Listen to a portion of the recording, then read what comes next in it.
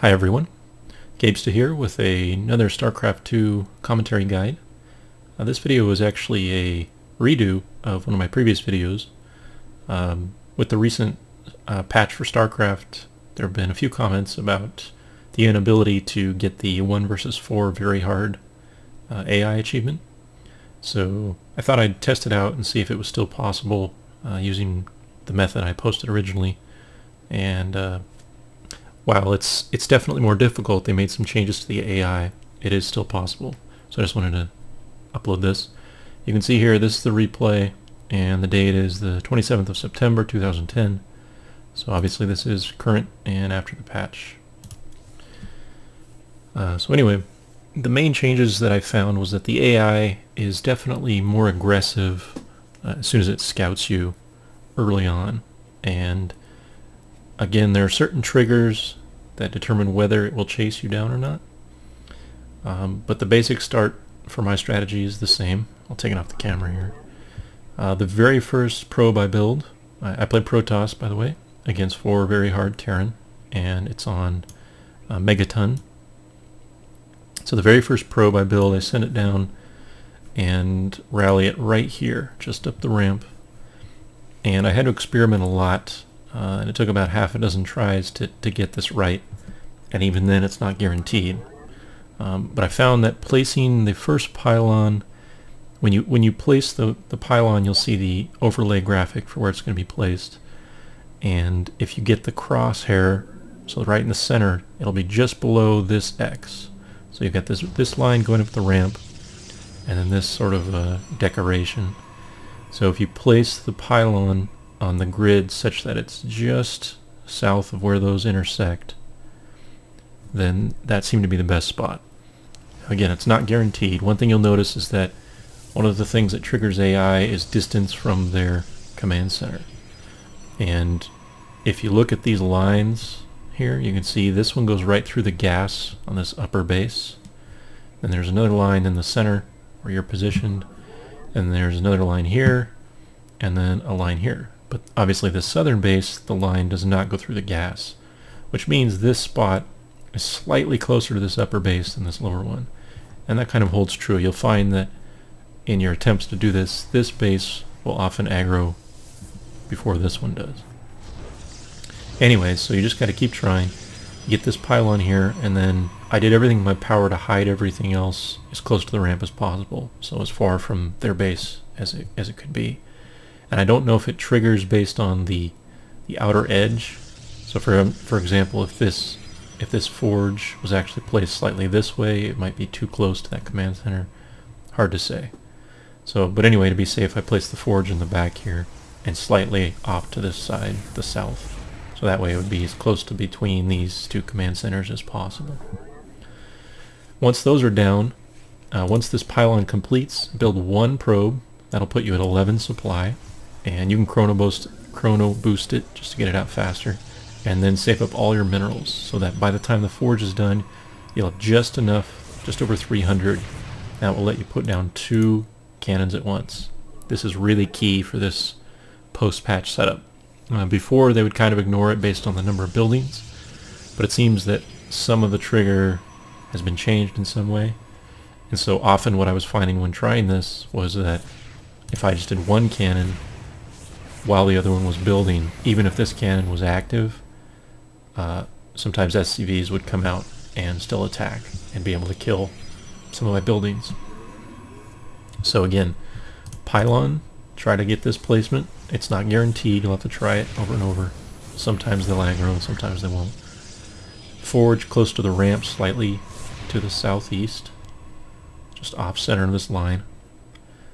Build 1 worker, get to 11 supply, save up, you'll have 300, build 2 cannons immediately between your locations. So again, these are trying to keep this area your sort of focus, so that if the AI can trigger off the outer edge of the building, it's not going to trigger off these, since this outer edge on this right cannon is not further out than the forge, and likewise this edge is not further out than your initial pylon.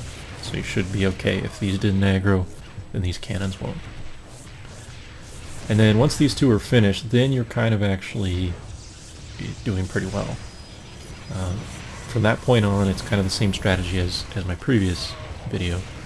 You want to try to concentrate on only building cannons right next to existing cannons, or just one space out.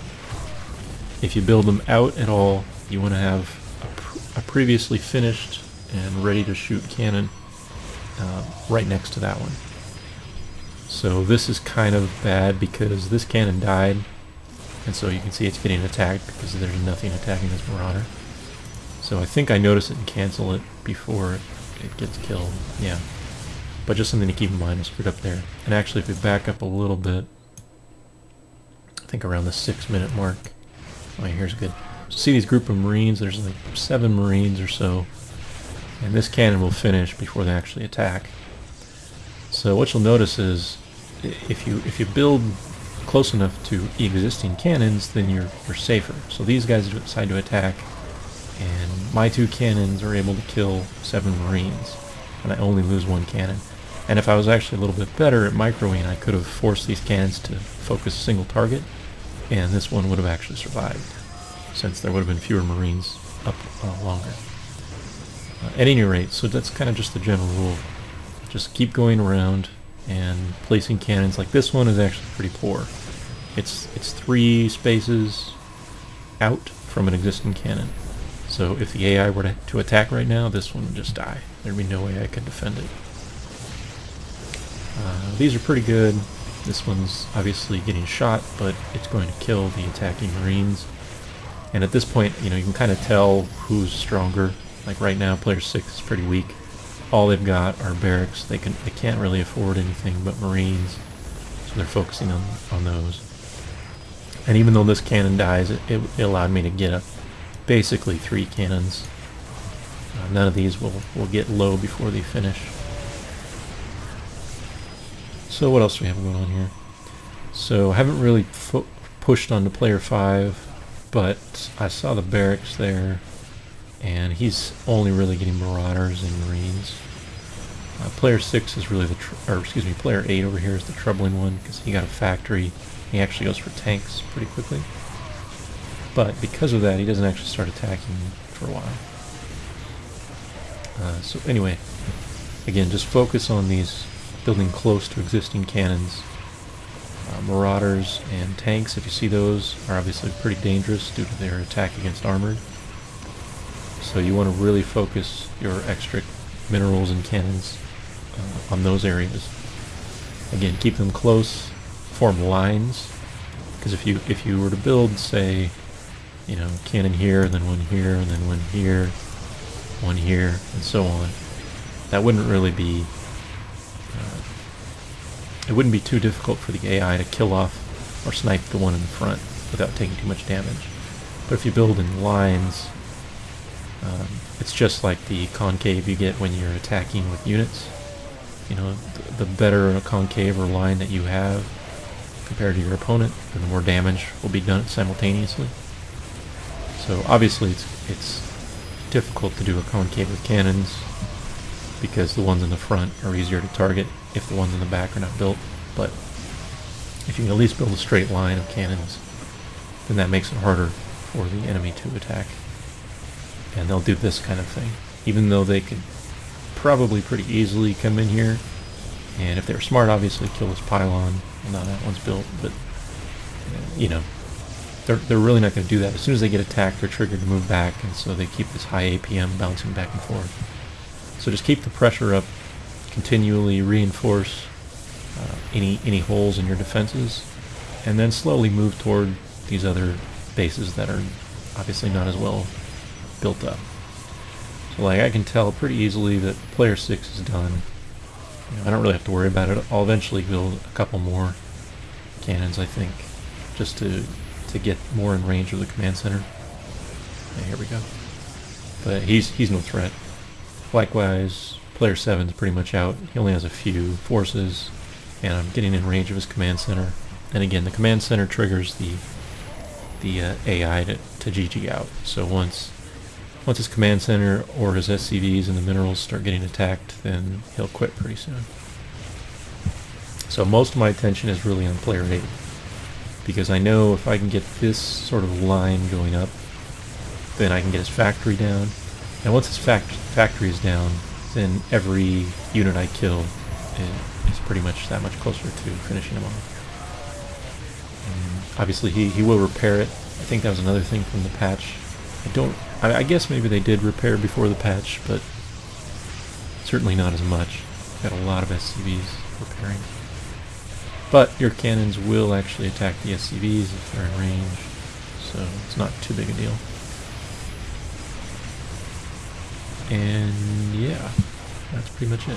So you can see here, like, this is really solid. I can just build out the next space over, a couple cannons here and there, and they really can't do a whole lot. Obviously they'll kill a few, and if you're quick on the micro and you notice the cannon's about to go down before it's finished completing, you can cancel it and get your money back, some of it. So just focus on that where you need your attention. Other than that, there's not a whole lot to it. As far as building probes and workers, you might have seen, like I said, the important part at the start is saving your minerals for these two. But once you get those two down, or maybe a third, then you can start building probes again. I like to build probes maybe every 2 cannons. I'll build a probe or 2. Don't forget your chrono boost, because you'll have excess energy. You won't be using as fast as you build probes. So every time you build one, if you're not chrono boosting, make sure you do it just to get it out faster. So I get up to around 25 or so, and then you have pretty much enough income that you can almost constantly build a cannon. Anyway, I think that's pretty much all there is to it. So I think, yeah, all 3 players except player 8 have tapped out. So we're just kind of slowly pushing in. And obviously I took his factory and most of his forces, so I'm getting a little more bold. Normally I wouldn't build this cannon because it's so far in front of the actual active one. But I know he doesn't have much at this point, so it's pretty safe. And because I have so many workers, my income is high enough that I can, build multiple cannons simultaneously. And I don't know if that one got killed. I think I canceled it. But you don't have to worry too much at this point.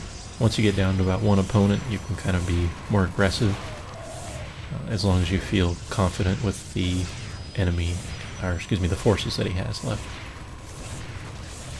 So anyway, that's about it. Obviously, there have been changes with the patch, so this strategy is definitely harder than it was before. But it really comes down to that initial setup. So again, this pylon here just south of this corner, and the forge just to the right of the line near the ramp. Save up for 2 cannons, and then expand out slowly from there. Keep building workers every couple of cannons, because you want your income to be high enough to support as much as you need. And that should really do it. So thanks for watching, and good luck.